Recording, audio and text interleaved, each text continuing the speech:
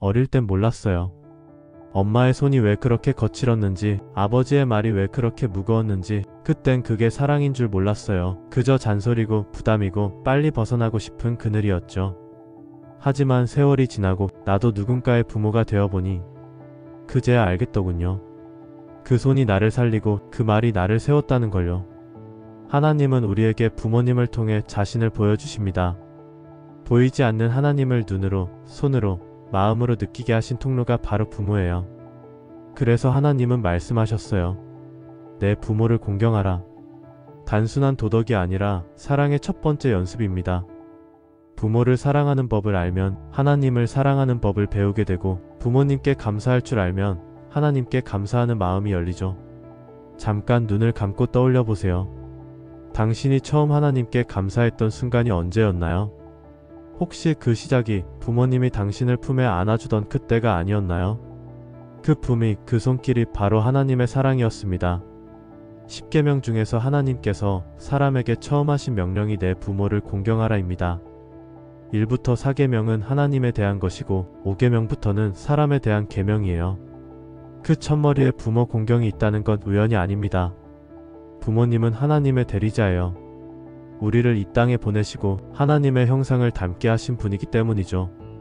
우리가 부모님께 순종하고 공경하는 법을 배워야 하나님께 순종할 수 있기 때문이에요. 부모 공경은 하나님 사랑의 첫 걸음이에요. 하지만 요즘 세상은 달라졌습니다. 부모의 권위가 무너지고 자녀는 부모를 경쟁 상대로 보고 부모는 자녀를 자랑거리로만 여깁니다. 사랑이 거래가 되어버렸어요. 잘해주면 효도하고 마음에 안 들면 거리두고, 그런 세상 속에서 하나님은 여전히 말씀하십니다. 그리하면 내가 잘되고 땅에서 장수하리라. 이건 단순히 오래 산다는 뜻이 아니에요. 평안하고 풍성한 삶을 주신다는 뜻이에요. 관계가 회복되고 가정이 천국이 되는 복입니다. 한번 생각해 보세요. 나는 부모님께 감사의 말을 언제 마지막으로 했을까? 혹시 나도 모르게 무심하지 않았을까? 효도는 거창한 게 아닙니다. 엄마, 아빠 사랑해요. 그 한마디면 충분합니다. 그 말 한마디가 하나님께는 향기로운 제사입니다. 사람은 태어나서 가장 먼저 관계를 배웁니다. 그 관계의 첫 교과서가 가정이에요. 그리고 첫 번째 선생님이 부모님이죠. 부모는 자녀에게 하나님의 사랑을 보여주는 사람, 자녀는 부모를 통해 하나님께 순종을 배우는 사람입니다. 하나님은 자녀에게 순종하라 하셨고 부모에게는 노엽게 하지 말라 하셨어요. 사랑으로, 인내로, 말씀으로 양육하라고요. 요즘 부모와 자녀가 멀어지는 건 누가 잘못해서가 아니에요. 서로의 역할을 잊었기 때문이에요. 부모는 가르쳐야 할 사람인데 비교하고 지적하는 사람이 되었고, 자녀는 순종해야 할 사람인데 판단하고 맞서려는 존재가 되어버렸죠. 그 사이에 하나님의 질서가 무너졌어요. 하나님은 질서의 하나님이십니다. 그 질서 안에서 사랑이 흐릅니다. 부모의 사랑이 위에서 흐르고 자녀의 순종이 아래에서 흘러올라올 때 그 가정이 천국이 됩니다. 한 청년이 이런 고백을 했어요. 저는 아버지가 싫었어요. 항상 무섭고 냉정하고 감정 표현도 없으니까요. 그런데 어머니가 그러시더라고요. 너 아버지가 새벽마다 내 이름 부르며 기도하는 거 알아? 그날 처음 알았어요. 사랑은 모양이 다를 뿐 마음은 같다는 걸. 부모님의 침묵도, 잔소리도, 꾸중도 다 사랑의 다른 언어예요. 그걸 깨닫는 순간 미움은 이해로, 거리감은 눈물로 바뀝니다. 공경이란 단순한 예의가 아닙니다. 히브리어로 카베드, 무겁게 여기다, 존귀하게 대하다, 그런 뜻이에요. 부모님을 가볍게 대하지 말라는 거예요. 그분의 자리를 하나님이 세운 자리로 인정하라는 뜻입니다. 부모님은 완벽하지 않아요.